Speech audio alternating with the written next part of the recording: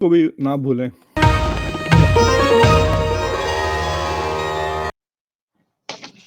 नमस्कार, the daily show में आपका स्वागत है। मैं हूं मुकेश कुमार। दोस्तों, राष्ट्रपति चुनाव में शानदार जीत हासिल करने वाले डोनाल्ड ट्रंप धड़ाधड़ अपने मंत्रियों की घोषणा करते जा रहे हैं। हालांकि बाइडेन से सत्ता उन्हें 20 जनवरी को मिलेगी, लेकिन वे फटाफट नामों का ऐलान करके ये जाहिर करने की कोशिश कर रहे हैं कि वे पूरी तरह से तैयार हैं। लेकिन अमेरिका और अमेरिका के बाहर भी ट्रंप की टीम को शंकाओं की दृष्टि से देखा जा रहा है। इसकी सबसे बड़ी वजह तो ये है कि उनके अधिकांश भावी मंत्रियों के पास न तो तजुर्बा है और न ही काबिलियत। ऐसा लगता है कि ट्रंप की प्राथमिकता वफादारी है। वे अपने वफादार लोगों को नियुक्त किए जा रहे हैं। कई नामों को लेकर तो उनकी अपनी पार्टी में ही विरोध के स्वर उठते दिख रहे हैं। मसलन अटॉर्नी जनरल के लिए मैट गेट्स, नेशनल इंटेलिजेंस के डायरेक्टर पद के लिए तुलसी गाबार्ड, रक्षा मंत्री के लिए पेट हेगसेट की योग्यता को लेकर सवाल उठाए गए हैं। यहाँ तक कहा जा रहा है कि इनके नामों को सीनेट की मंजूरी मिलेगी या नहीं मिल पाएगी।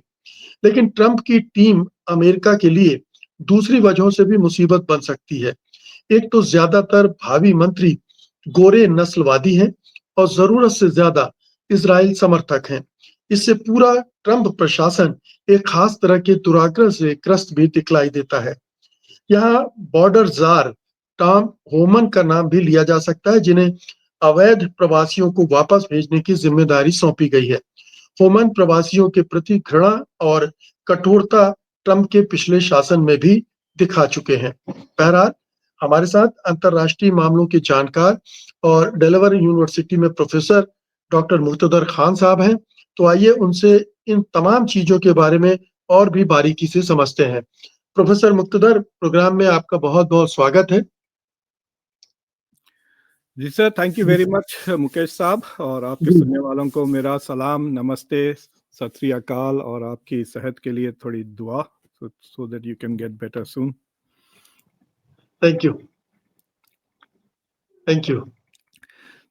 तो आपका सवाल मुझे सुनाई नहीं दिया था एक सेकंड के लिए। जी, मेरा सवाल ये है कि ये जो टीम ट्रंप है, इसे अमेरिका में किस तरह से देखा जा रहा है? जो एक्सपर्ट्स हैं वो इसको कैसे एनालाइज कर रहे हैं? रिपब्लिकन पार्टी के अंदर इसको लेकर क्या प्रतिक्रियाएं हैं?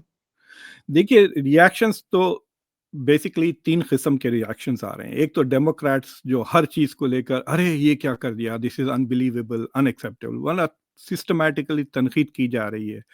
और वो जो आदत इलेक्शन के दौरान थी, इलेक्शन हारने के बाद भी नहीं बदली, कि कैरेक्टर पे बहुत मतलब कैंडिडेट्स की कैरेक्टर के ऊपर ये बहुत क्रिटिसिज्म हो रहा है। रिपब्लिकन्स के तरफ से 2 इंटरेस्टिंग किस्म के रिस्पॉन्सेस आ रहे हैं।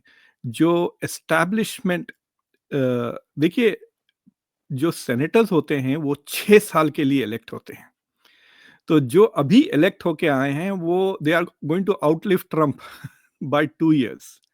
यानी वो 6 साल के बाद वो इलेक्शन लड़ेंगे तो वो बड़े हिम्मत वाले रहेंगे, क्योंकि ट्रम्प उनके इलेक्शन में मतलब खत्म होने के बाद 2 साल के बाद Trump is not going to disturb them, तो they are going to be very secure. तो उनके पास से जो बयानात आ रहे हैं वो बहुत ही इंटरेस्टिंग है। और जो दूसरे रिपब्लिकन्स हैं वो बेसिकली जस्टिफाई कर रहे हैं ट्रम्प के लिए।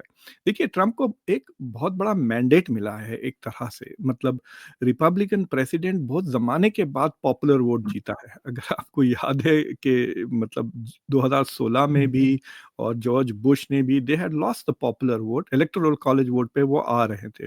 2016 में तकरीबन 4 मिलियन वोट कम मिले थे हिलरी क्लिंटन से ट्रम्प को, लेकिन इस बार तो he got 5 million more than Kamala Harris. Senate भी जीत गया, हाउस भी जीत गया। तो ये मैंडेट से रिपब्लिकन्स भी डरे हुए हैं, मतलब वो इतने पॉपुलर प्रेसिडेंट से इख्तिलाफ नहीं करना चाह रहे हैं। तो जो क्रिटिकल पोजीशंस है ना, सबसे ज़्यादा डिपार्टमेंट ऑफ जस्टिस, मतलब इंडिया में इसका इक्विवेलेंट नहीं है, क्योंकि इंडिया की मिनिस्ट्रीज ऑटोनोमस नहीं है। मतलब वो लोकसभा के अंडर आ जाते हैं ना, कि मिनिस्टर ऑफ लॉ की तरफ से, और मिनिस्टर ऑफ लॉ को हमने, मतलब अभी भी मैं नहीं कह सकता हूँ कि इंडिया का मिनिस्टर ऑफ लॉ कौन है, बट अमेरिका में डिपार्टमेंट ऑफ जस्टिस बहुत पावरफुल है। FBI भी उसके अंडर आता है। तो हमारे यहाँ किरण रिजिजू है, जी, जिनका लॉ से कोई लेना देना नहीं है। जी, लेकिन मैं इतना कह सकता हूँ कि जिस तरह से मोदी जी ने यहाँ पहला कैबिनेट बनाया था, जिसमें वफादारी सबसे बड़ी चीज थी और योग्यता कोई मतलब स्मृति ईरानी जिनकी अपनी डिग्री का पता नहीं था, वो एचआरडी मिनिस्टर थी। रक्षा मंत्री मनोहर पर्रिकर थे जिन्होंने कभी रक्षा के बारे में सोचा नहीं होगा। तो जी। लंबी फहरिस्त है। उस समय कहा गया था कि टैलेंट का टोटा है जी मोदी हाँ, जी के पास और आज तक चल रहा है वो। जी। लेकिन इंडिया के पास एक सेफ्टी नेट है, वो आईएएस ऑफिसर्स जो सिविल सर्वेंट है। अमेरिका में आजकल क्या होता है, ये बिल क्लिंटन के ज़माने से है, तो जो टॉप की जो पोजीशन है, जिसको हम कहेंगे से मिनिस्टर ऑफ लॉ या मिनिस्टर ऑफ डिफेंस, उसके नीचे 5 लेयर तक वो बदल देते हैं। 5 लेयर तक जाते हैं, यानी assistant secretary, deputy secretary, under secretary, फिर उसके बाद डायरेक्टर्स, वो सारे आइडियोलॉजिकल पॉलिटिकल होते हैं। तो अब जब हाँ, तो अब ऑटोमैटिकली सो अपना रेजिग्नेशन लेटर दे देंगे, बास का वो रख लेंगे, बास को कंटिन्यू कराएँगे। तो दैट इज़ व्हाई अमेरिका में इट्स वेरी इंपॉर्टेंट कि कॉम्पिटेंट लोग आए, और डिपार्टमेंट ऑफ जस्टिस बहुत इंडिपेंडेंट इंस्टीट्यूशन है। तो फॉर एग्जांपल जब पहले टर्म में डिपार्टमेंट ऑफ जस्टिस के पीछे बहुत पड़ गए थे ट्रम्प के, हिलरी क्लिंटन को प्रोसिक्यूट किया जाए, तो उनका खुद का अपॉइंट किया हुआ अटॉर्नी जनरल ने रिफ्यूज कर दिया था ट्रम्प को जी। कि मैं नहीं करूंगा, this is not, there is no evidence, इसलिए। तो इस बार उन्होंने लॉयलिस्ट, ऐसे लॉयलिस्ट लिए कि ना सिर्फ they will obey him, but they also share his agenda. देखिए, मैट गेट्स जो अपॉइंट किए गए डिपार्टमेंट ऑफ जस्टिस, उनके अगर आप तकरीरें सुने तो उन्हें कहा कि जो प्रेसिडेंट के खिलाफ जाएगी, एफबीआई ले लें या सीआईए ले लें, मैं एजेंसियां बंद कर दूंगा, मैं ये हम्म, सारे एजेंसी बंद कर दूंगा if they do not heal, लफ्ज इस्तेमाल किया उसने, यानी कुत्ते को हम कहते हैं ना हील, बैठ गया वैसा, अगर ओबे ना करें, तो basically they are going after the deep state. ये जो डीप स्टेट का जो कॉन्सेप्ट है, वो उसको तोड़ने की कोशिश कर रहे हैं। एंड देयरफॉर वो ऐसे शख्स को लेकर आया जिसका डीप स्टेट से वैसे ही नफरत हो। तो that is the key of this thing, कि ना सिर्फ ये कॉम्पिटेंट नहीं है, ना सिर्फ इनके पास एक्सपीरियंस नहीं है। जैसा कि आप डिफेंस सेक्रेटरी को ले लें, आप पीट हेक्सेट, ये ये अमेरिका के अर्नब गोस्वामी है। सोचिए आप, अगर अर्नब गोस्वामी को बना दिया गया डिफेंस मिनिस्टर तो क्या हाल हो जाएगा। वो बिल्कुल। बिल्कुल एग्जैक्टली वैसे है। और इवन एट फॉक्स न्यूज वो कोई मेन एंकर नहीं थे, वो वीकेंड में वन ऑफ द 3 इस तरह के एंकर थे। फौज में वो कैप्टन रह चुके हैं, उनका एजुकेशनल बैकग्राउंड बहुत अच्छा है, वो प्रिंसटन और हार्वर्ड से पढ़े हुए हैं। लेकिन वो जाके he has served at Guantanamo Bay, Iraq और अफगानिस्तान। लेकिन वो जब रिटायर हुए, जब वो मेजर बन के रिटायर हुए, मे बी थोड़ा हायर पेंशन के लिए, लेकिन he served as a captain. अब ये जनरल्स के ऊपर होंगे, इमेजिन करिए आप, 4 स्टार जनरल के ऊपर होंगे। जी। अमेरिका में ब्रिगेडियर नहीं होता, उसको 3 स्टार जनरल बना देते हैं, तो इसके बाद फिर major general, lieutenant general, general, तो उनके ऊपर रहेंगे ये। और उसका जो मैंडेट है, ये जो डिवर्सिटी और इक्विटी, एलजीबीटीक्यू इश्यूज वगैरह जो फौज में लेकर आ गए, वो उस सब चीजों के खिलाफ है। यहाँ तक कि he doesn't want women in the battlefield, मतलब ऑफिस में रहें लेकिन जंग में ना।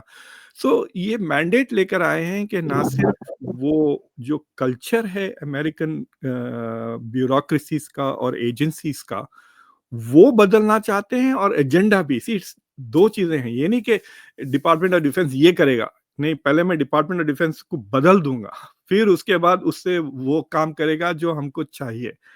तो इस वजह से लोग डरे हुए हैं। और अमेरिका में क्या है कि मिसाल के तौर पे, अगर उनको मेरा रिलीजन नहीं पसंद है या मेरा कलर नहीं पसंद है, राइट, तो ये नहीं कहेंगे अरे ये मुसलमान है, ब्राउन है, इसको ना ले, ऐसा नहीं कहेंगे।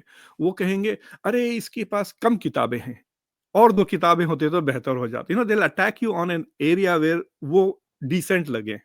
तो इस वजह से ये जो एक्सपीरियंस की जो बात हो रही है कि they don't have experience, they don't have qualification, ये इसलिए कह रहे हैं कि because they can't come out and say. Because Matt Gaetz for example, उसके बारे में तो खुल के अब रिपब्लिकन्स भी कह रहे हैं। मैट गेट्स के ऊपर सेक्स ट्रैफिकिंग का केस चला कई साल तक। और बताइए।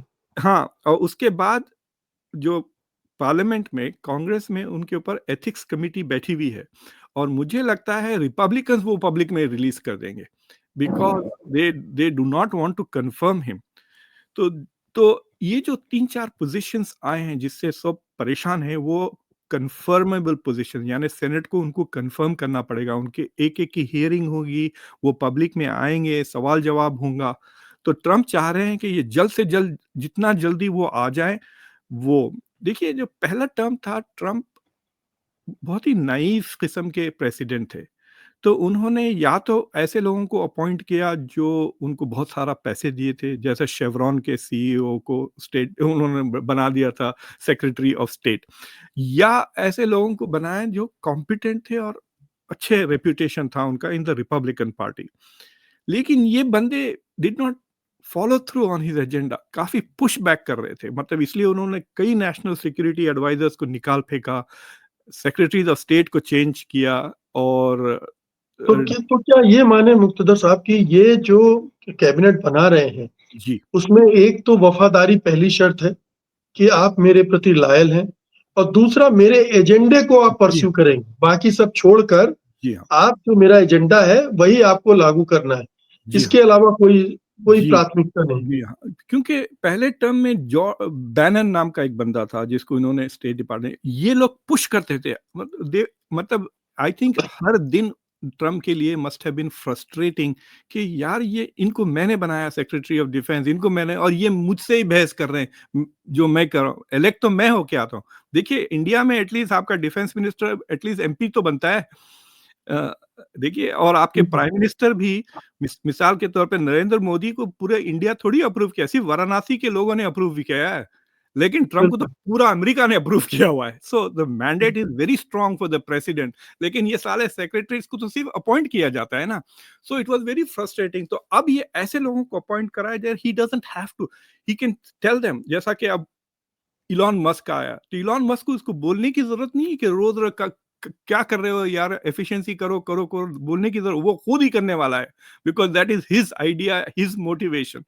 सो that is why people are saying कि this is going to be the strongest, मतलब बाइडेन का भी इतना स्ट्रॉन्ग एडमिनिस्ट्रेशन नहीं था, लेकिन मैं कुछ नामों पर आना चाहता हूँ जी जरूर। मुक्तदर साहब, जैसे तुलसी गाबार्ड का नाम बहुत लिया जा रहा है, जी हाँ, हिंदुस्तानियों की भी दिलचस्पी है, जी उनका बैकग्राउंड भी कुछ इस तरह का रहा है, हालांकि डेमोक्रेटिक पार्टी से जुड़ी रही पहले वो, लेकिन बीजेपी के साथ आरएसएस के साथ भी उनके संबंध रहे, उनकी तस्वीरें हैं। जी तो तुलसी गाबार्ड क्या काबिल है जो उन्हें नेशनल इंटेलिजेंस का डायरेक्टर बनाया गया? देखिए, उनकी तस्वीरें राम माधव के साथ भी हैं, मोदी के साथ भी हैं। अगर मोदी को बिल्कुल। हार पहनाते हुए कई तस्वीरें हैं, which is very interesting, because hmm, Tulsi Gabbard is the first indigenous Hindu member of the parliament, यानी वो हवाईयन है, वो इंडियन नहीं है ओरिजिन से, लेकिन उनके हम्म, माँ-बाप वेर कन्वर्ट्स टू हिंदुइज़्म, तो ये पैदा ही हिंदू हुई है and she is grown up. I don't know what her extent of religiosity है, और उनके सपोर्ट और उनके खिलाफ जो ऑपोजिशन आ रहे हैं वो इंडिया को लेकर नहीं है, it has nothing to do with India. तो Tulsi Gabbard is a very competent in what she does, she is a marine, वो फौज में थी, फौज के बाद वो आके कांग्रेस में आई, she was a member of Congress from Hawaii Democratic Party की, इनफैक्ट 2020 में शी रैन फॉर प्रेसिडेंट। तो और कमला हैरिस को इसने डिबेट में ऐसी की तैसी कर दी थी। कमला हैरिस को कहते हैं कि she withdrew from the 2020 primary because कि तुलसी गैबर्ट से डिबेट में ये इतनी बुरी तरह हार गई थी। तो she is a very smart woman also. लेकिन देखिए, एमपी बनना और बात है, जो आप अभी छोटे से कंस्टिट्यूएंसी के बारे में आप ख्याल रख रहे हैं, और फौज में she was not very senior up वगैरह, but now to become in charge of 18, America के पास 18 इंटेलिजेंस एजेंसीज हैं, यानी दस, और जो सबसे बड़ी है उसका शायद आपके के सुनने वाले नाम भी नहीं सुनेंगे, वो डिपार्टमेंट, वो जैसा सीआईए है, central intelligence agency, defence intelligence agency है। डीआईए। आर्मी, जी डीआईए, आर्मी की भी इंटेलिजेंस एजेंसी अलग है, एयरफोर्स की अलग है, नेवी की अलग है, मरीन्स की अलग है, एफबीआई है, एफबीआई में काउंटर टेररिज्म है, एफबीआई में काउंटर इंटेलिजेंस है, उसके बाद एटीएफ है, कोस्ट गार्ड, ऐसे 18 एजेंसी है। इन सब के सब, including the director of CIA, will now report to her. सोचिए आप, the director of national intelligence, ये पोस्ट 9/11 के बाद क्रिएट किया गया था, क्योंकि जो इंटेलिजेंस थी अमेरिका के पास वो टुकड़े टुकड़े में थी अबाउट 9/11।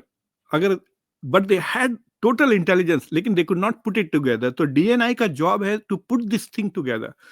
तो ये लोग डरे हुए हैं कि first of all it requires a great deal of administrative capability. सोचिए आप, इंडिया में सेक्रेटरी नहीं होता, तो अगर पूरे पूरी मिनिस्ट्रीज का अगर एक सेक्रेटरी बना दिया, doctor Jaishankar was for just foreign ministry के वो सेक्रेटरी थे, अब उनको इमेजिन करें कि वो हर चीज के सेक्रेटरी बन गए, तो कितना इंपॉर्टेंट जॉब चाहिए, plus administrative skills and experience चाहिए। She doesn't have any of that. But जिस चीज से वो लोग चिड़े हुए हैं, मतलब for the Trump administration the positive is कि she is also very pro Israel, but she is also pro Syria, she is also pro Russia, she is also sympathetic to China. इस पे लोग बहुत परेशान हैं, क्योंकि ये सीरिया गई थी और बशर अल असद से मुलाकात भी की, और जब वापस आए she refuse to criticise him. तो ये बात लोगों के समझ में ही नहीं आ रही है कि like why is she doing it, हालांकि शी इज मिलिट्री बैकग्राउंड की है यूएस। तो अब इसको कैन यू इमेजिन कि ये अमेरिका की इंटेलिजेंस एजेंट्स की प्रायोरिटीज बदल दे सकती। When she will come and say कि कितने लोग सीरिया पे नजर रख रहे हैं, दैट इज नॉट इंपॉर्टेंट, निकाल दो, दूसरी जगह लगा दिया उनको। समझे आप, इमेजिन कि वो रशिया की इंटेलिजेंस को छुपा दी या उसको प्रायोरिटाइज ही नहीं किया। सो दे आर वेरी वरीड कि she might compromise national security interest. और दूसरी बात यह है, क्योंकि वो अमेरिका में बहुत रेयरली ऐसी चीज होती है कि आप एक पार्टी छोड़ के दूसरी पार्टी ज्वाइन करते हैं। She is one of the few, अभी तो करंट पार्लियामेंट में she is the only one जिसने डेमोक्रेट को छोड़ के रिपब्लिक बना। तो उस पे भी लोग चिड़े हुए हैं दोनों तरफ के। Republicans don't trust her because वो अभी तक डेमोक्रेट थी, Democrats don't like it because she went on the other side. तो इसका और मैट गेट्स का मुझे लगता है कि हियरिंग में आई think the Republicans will also be थोड़ा लाउड। अनफॉर्चुनेटली सीक्रेट बैलेट नहीं है, ये ओपनली कहना पड़ता है आपको कि आई वोट फॉर या वोट अगेंस्ट। उससे वो ट्रम्प से डर के नहीं। ट्रम्प साहब को एक छोटी सी हार हुई है इलेक्शन के बाद, जो इंडिया में उतने अटेंशन नहीं मिल रहा, मैं देख रहा हूँ। तो जो सेनेट मेजॉरिटी लीडर थे मिच मैकॉनल, जो 18 साल से रिपब्लिकन पार्टी के राज्यसभा के समझिए आप लीडर थे, उन्होंने रिटायर कर दिया। उनकी सेहत खराब हो रही है, बीच बीच में वो ऑफ हो जाते हैं, ऐसा तकरीर करते करते वो ऐसे रुक जाते हैं 2-3 मिनट के लिए, मतलब सो ही हैज विड्रॉन। और इलेक्शन जो हुआ पिछले हफ्ते, तो 53 सेनेटर्स हैं अब रिपब्लिकन पार्टी की, 100 में से 53। तो 53 में से जो ट्रम्प के फेवरेट साहब थे, senator from Florida Rick Scott, उनको सिर्फ 13 वोट मिले। और जो सबसे लीस्ट अप्रूव्ड बाय ट्रम्प, वो जॉन थून है, वो बन गए हैं सेनेट मेजॉरिटी लीडर। और ये वो शख्स है जो 2016 में ट्रम्प को कहा था कि तुम रिपब्लिकन पार्टी को तबाह कर रही हो, लीव द पार्टी। 2020 में भी उसने पब्लिकली क्रिटिसाइज किया था डोनाल्ड ट्रम्प को जनवरी 6 की वजह से। So this man has been very critical. और ऐसा लगता है कि वो जो रिसेस अपॉइंटमेंट्स मांग रहे हैं डोनाल्ड ट्रम्प, शायद he may not approve that for Matt Gaetz and for maybe even Tulsi Gabbard. और ये डिफेंस सेक्रेटरी का मेरे ख्याल से, अब आई डोंट नो कि ट्रम्प इन तीनों में किसको प्रायोरिटाइज करता है। अगर उसकी सेनेट से लड़ाई झगड़ा हो जाता है, conflict, then he may barter, इसे अच्छा दो दो दो एक को रिजेक्ट कर दे, I will change one. So I don't know who that one will be. I think के ये सिग्नल भी भेज रहे हैं ना, देखिए ट्रम्प पॉपुलिस्ट लीडर हैं, और पॉपुलिस्ट आर एंटी एलिट। तो एंटी एलिट, ये हार्वर्ड से इधर उधर से पढ़े हुए लोग जो सोफिस्टिकेटेड लगते हैं, यू नो, जिनके जैसा शशि थरूर टाइप लोग, ठीक है, तो इंडिया में वो एलिट नजर आ जाते हैं। उनके बात करने का लहजा केरला से है, उनका एक्सेंट अंग्रेजी है, इन थिंग्स लाइक दैट। तो ऐसे लोगों ने they have looked down on Republicans, जैसा खुद ट्रम्प बाइडेन ने कह दिया कि गार्बेज कह दिया, राइट। तो दीज पीपल जिनको इन्होंने नॉमिनेट किया है वो एंटी एलिट है, मतलब।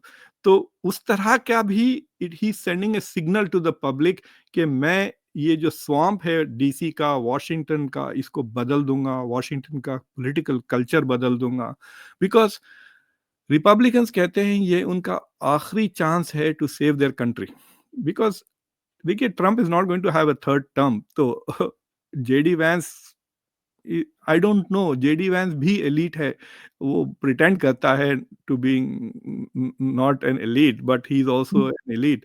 तो that is also something that is going on, एक कल्चरल ट्रांसफॉर्मेशन भी करने की कोशिश कर रहा है ट्रम्प। मैं अगले नाम पर आता हूँ professor Muqtedar, border czar Tom Homan. जी मतलब इस समय तो अमेरिका में जिस व्यक्ति की सबसे ज्यादा चर्चा हो रही होगी और आने वाले दिनों में भी होगी, क्योंकि एक बड़ा टास्क इनके सिर पर है। जी ये नियुक्ति कैसी है और इससे क्या परेशानियां खड़ी होने वाली हैं? Actually it's a good choice for the job. वो आइस के डायरेक्टर थे पहले। आइस इज इमिग्रेशन एनफोर्समेंट की चीज है, यानी बेसिकली वो इमिग्रेशन पुलिस के हेड थे। हमने डेलावेयर में, in fact I was also involve, जब ट्रम्प इलेक्ट हुए हमने गवर्नर को लेकर यहाँ के लोगों को ऑर्डर किया था कि डेलावेयर की police will not cooperate with ice. तो फिल वक्त जो लॉ है, आपको रोक के आपसे सिटीजनशिप ये वो बगैर किसी वजह वो नहीं पूछ सकते। तो अगर वो मुझे देख लिए कि, और वो सरकार ये तो गोरा नहीं है, मुझे रोक लिया, तो उनकी तो मैं मतलब जॉब भी खतरे में डाल दूंगा ना, because they suddenly realise that oh my God this guy is very influential in his own state. तो वो लोग क्या कर रहे थे कि जिन लोगों को क्रिमिनल चार्जेस थे उनके खिलाफ, यानी बीवी को मार दिया या टक्कर कर दी कुछ भी कोर्ट में, तो ऐसे लोगों को पकड़ के वो डिपोर्ट कर रहे थे। That is what Trump did, Obama did and Biden did. तो आइस वाज डूइंग दैट।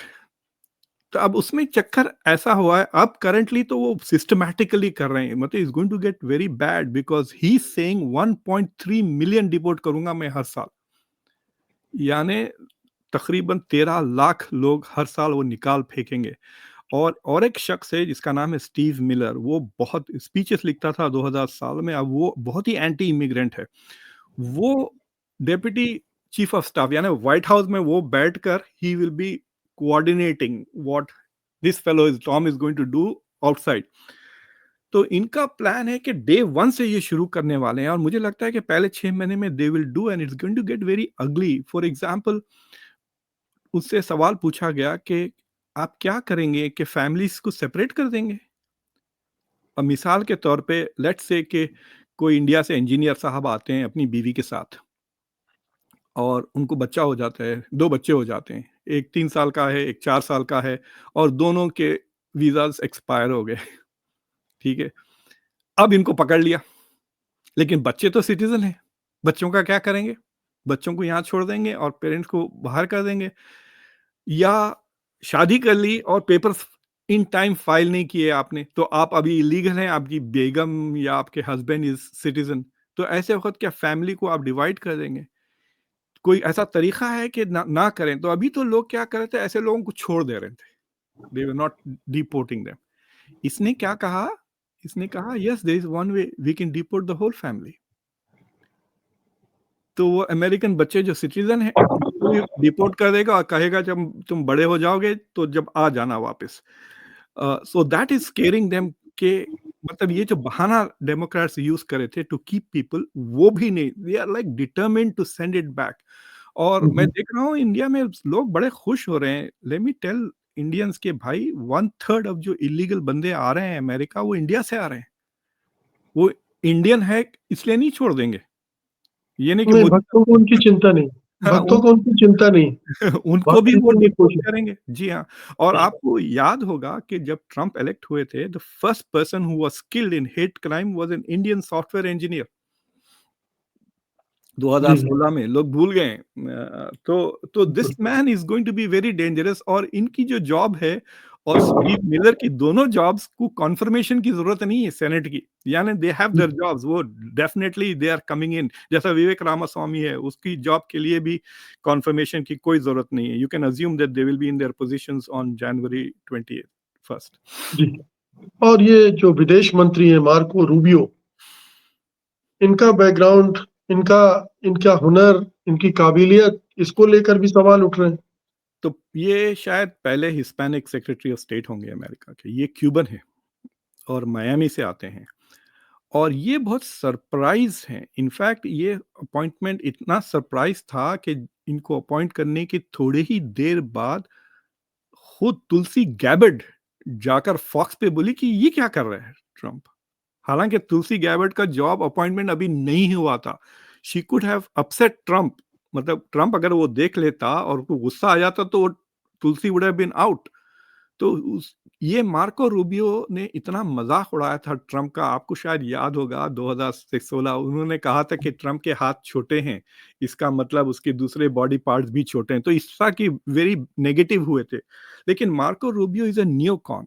नियोकॉन वो पॉलिटिकल आइडियोलॉजी है जो चाहती है कि अमेरिका अपने ताकत के बल पर वर्ल्ड डोमिनेट रहे। तो he is a very anti China, neo conservative, pro war. Trump ने कहा था कि नियोकॉन्स जंगे शुरू करते हैं, मैं जंगे खत्म करने वाला आदमी हूं। They start wars, I am guy who finishes war. तो आपने सुना होगा कि Netanyahu as a gift ceasefire दे रहे हैं लेबनान में टू ट्रंप, बिकॉज उनको पता है कि he is going to make a phone call and say stop all this. तो ये Marco Rubio was quite a surprise, और कोई समझ में नहीं आ रहा लोगों को कि व्हाई ही डिड इट। कि मार्को रूबियो, क्योंकि I think the only explanation है कि Trump is also going to go after China in a really big way, क्योंकि मार्को रूबियो बहुत ही एंटी चाइना है। मैं आपके जो जरा सोफिस्टिकेटेड जो पॉलिसी वाले हैं उनसे कहूंगा कि लिंक्डइन को जाएं, और लिंक्डइन में जो US commission on international religious freedom है, जिससे इंडिया को बहुत दुश्मनी है क्योंकि वो इंडिया के खिलाफ काफी रिपोर्ट्स लिखते हैं, उनके प्रेसिडेंट ने फोटो लगाई है with Marco Rubio. Marco Rubio is a biggest supporter of USCIRF. और उसके तो अभी जब जयशंकर साहब डीसी आए थे तो उन्होंने स्पेशल रिपोर्ट इंडिया के रिलीजियस फ्रीडम्स की एब्सेंस पे किया था। So Marco Rubio may not be a good friend of India, he will be a friend of India as long as India is useful against China. लेकिन on religious freedom, खासतौर से Christians के ऊपर जो अगर कुछ हुआ इंडिया में, then he will be very tough on India because he's a very big supporter of that. तो मार्को रूबियो है तो बड़ा स्ट्रांग आदमी, और मतलब सिवाय चाइना को लेकर और किसी दूसरी चीजों पे दे डोंट अग्री टुगेदर।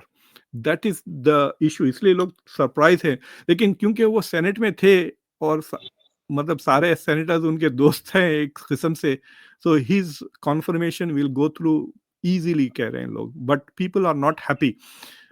इसको आप कैसे देख रहे हैं, जो यूएस एम्बेसडर इजराइल के लिए उन्होंने चुना माइक हकबी, ये क्या मैसेज क्या दे रहा है? ये तो कुख्यात हैं इजराइल की, तो बहुत प्रो है, एक एंटी फिलिस्तीन। तो एक very pro Israeli hedge fund manager ने 4-5 महीने पहले ट्रंप को $100 मिलियन दिए। तो दो लोग हैं जो $100 मिलियन दिए हैं ट्रंप को, एक इलॉन मस्क है और एक वो खातून है, she is a hedge fund, उसका husband used to be a very big supporter. तो ये जो प्रो इजरायली अपॉइंटमेंट्स है, दे आर हर चॉइस। तो माइक हक्कबी इज, मैं कैसा बताऊं, अगर आप कह सकते हैं कि ये लाइक जमात इस्लामी टाइप बंदा है, मतलब he is evangelical Christian, very hardcore, मतलब क्रिश्चियन स्टेट। ये इतना प्रो इजराइल है कि कोई इजरायली नहीं होगा, बिकॉज जो इजराइल, यहाँ पे जो इवेंजेलिकल क्रिश्चियंस हैं उनका ये यकीन है कि इजराइल के साथ एक बड़ी जंग होगी, जिसमें बाइबल कहता है कि इजरायलीज, यहूदी सारे के सारे असीरियन लफ्ज है वो बाइबल में, असीरियन, ASSYR, असीरियंस को ये खत्म कर देंगे, यानी जेनोसाइड होगा। और तो अब असीरियंस तो वहां पे सब अरब मुसलमान हैं, तो शायद उन सबको मार देंगे, और इस जेनोसाइड से इतना खुश हो जाएंगे जीसस क्राइस्ट के वो वापस आ जाएंगे, और फिर ये यहूदी सब क्रिश्चियन बन जाएंगे। तो this is the agenda of Mike Huckabee कि जल्दी से जल्दी आप जेनोसाइड करें ताकि जीसस क्राइस्ट आए। सो इस तरह का, इसलिए बहुत सपोर्ट करते हैं इनको, क्रिश्चियन जायनिस्ट कहते हैं। तो ये क्रिश्चियन जायनिस्ट हैं। तो what Trump has signal to Israel and उसके जो इजरायली सपोर्टर्स हैं, सारे बिलियनर्स ने ट्रम्प को सपोर्ट किया है कि I am your best friend, I am a bigger friend than yours than Biden. लेकिन unlike Biden, this guy will demand stuff, क्योंकि इजरायलीज डरते हैं to go against Trump. They are not afraid of Biden, क्योंकि आपको पता है election से 10-15 दिन पहले Trump addressed a room full of Jewish donors, और बहुत देते हैं भाई, उनके उतना पैसे देने वाला कोई नहीं है, और they are all very rich billionaires, कई आर जूइश, खासतौर से स्टॉक मार्केट के। तो उनको सामने कहा if I lose it will be because of Jews, ऐसा कह दिया उसने। ये अमेरिका में कहना बहुत खतरनाक बात है, इसको कोई और कहता तो एंटीसेमिटिक वो खत्म हो जाता उसका career, but Trump is the only guy who can say these kind of things. इसलिए इजराइल भी they like him because he is, मतलब he is not going to say कि मैं एड रोक दूंगा, हथियार रोक दूंगा, कुछ नहीं कर, जो करना है करो, do it quickly, that is his. उसने यही कहा था नेतन्याहू को, हाँ, लेकिन ट्रम्प ने तो ये वादा भी किया है कि 24 घंटे में वॉर रुकवा देंगे। हाँ, वो भी है। एंड सो वहां पे अगर Israel disagrees then it will have to face Trump, और they don't want to be in that position. So we will सी।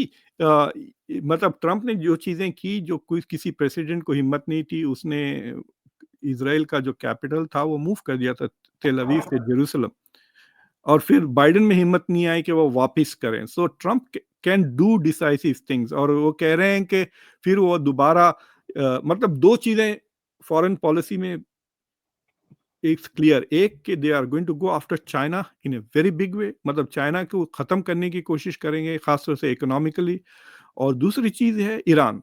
तो ईरान के खिलाफ इतना सख्त टेंशन।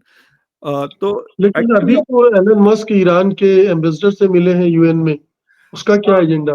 उसमें यह है कि ईरान हैज सिग्नल के वो अपनी पोजीशन नरम करने के लिए तैयार है।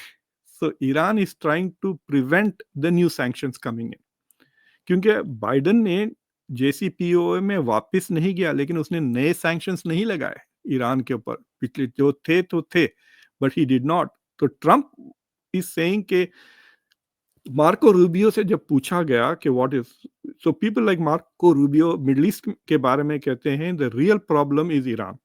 ईरान के बगैर there is no Hezbollah, there is no Houthis, there is no Hamas.